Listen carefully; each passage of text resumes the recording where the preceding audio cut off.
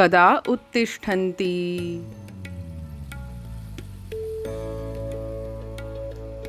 बालकः सप्तवादने उत्तिष्ठति।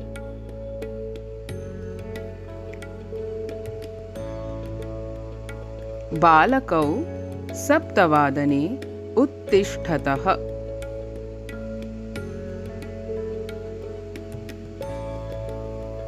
बालकाः सप्तवादने उत्तिष्ठन्ति।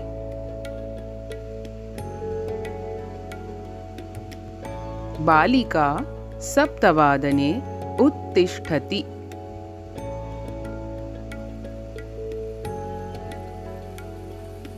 बालिके सप्तवादने उत्तिष्ठतः।